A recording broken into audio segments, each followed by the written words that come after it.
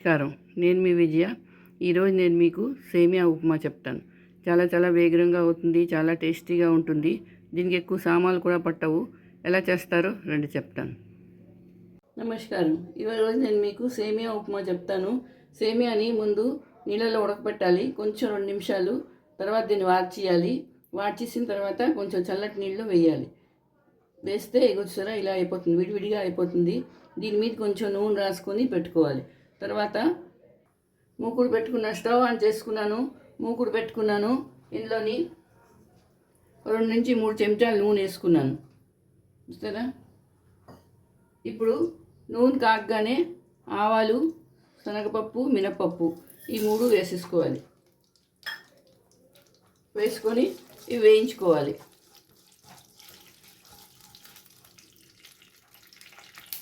పోపు వేగిపోయింది. ఇప్పుడు ఇందులోని సన్నగా తరిగిన ఉల్లిపాయలు, పచ్చిమిరపకాయలు, అల్లం ఈ 3 వేసుకొని వేయించుకోవాలి. ఇప్పుడు ఇందులోని కొంచెం పసుపు వేసుకోవాలి. తర్వాత కొంచెం ఉప్పు వేసుకోవాలి. తగినంత ఉప్పు వేసుకోవాలండి, మరీ ఎక్కువ వేసేకూడదు. తర్వాత చూసుకొనిక వేసుకోవచ్చు. చాలా వేగం అయిపోతుంది, చాలా బాగుంటుంది. మీకు ఎక్కువ టిఫిన్ ఏమైనా ఇవాళ ఏం చేయాలి అనుకుంటే ఇలా చేసుకొని పెట్టుకోవచ్చు. చాలా త్వరగా కూడా అయిపోతుంది. అలాగే టేస్టీగా కూడా ఉంటుంది. ఇప్పుడు చూడండి, ఉల్లిపాయలు వేగాయి. ఇప్పుడు టమాటాలు 2 టమాటాలు నేను పేస్ట్ చేసి పెట్టుకున్నాను. ఇది వేసేయాలి.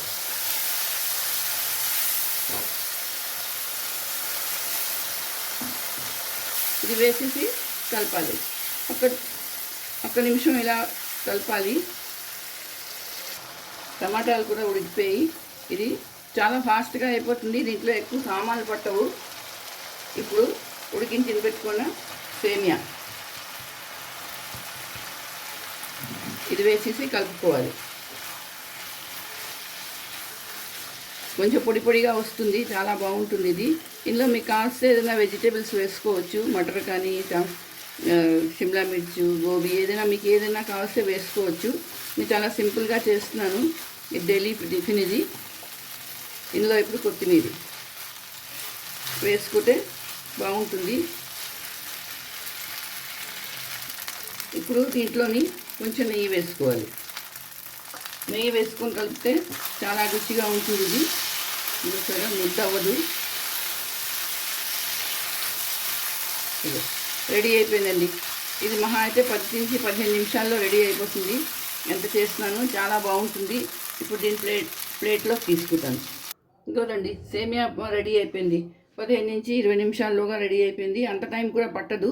చాలా వేగం అయిపోతుంది. చాలా హెల్దీ కూడా ఇది తినడానికి. మీకు కావలిస్తే ఇందులో బఠానీలు వేసుకోవచ్చు, పల్లీలు వేసుకోవచ్చు, ఏదైనా వేసుకోవచ్చు. కానీ ఇలా చేస్తే చాలా సింపుల్గా, చాలా వేగంగా అయిపోతుంది. నేను చెప్పిన రెసిపీలు పీజీలో ఉన్న పిల్లలకి, ఒక్కళ్ళు ఉంటారు సార్, వాళ్ళకి గబగబా చేసుకోవాలి అన్నప్పుడు వాళ్ళకి చాలా ఉపయోగిస్తుంది. చాలా బాగుంటుంది. మరి మీరు చేసుకోండి. ఎలా ఉందో కమెంట్ చేసి చెప్పండి. అలాగే లైక్, షేర్ చేయండి నా వీడియోకి. తర్వాత సబ్స్క్రైబ్ కూడా చేయండి. మళ్ళీ ఇంకో వీడియోతో కలుస్తాను. అంతవరకు సెలవు.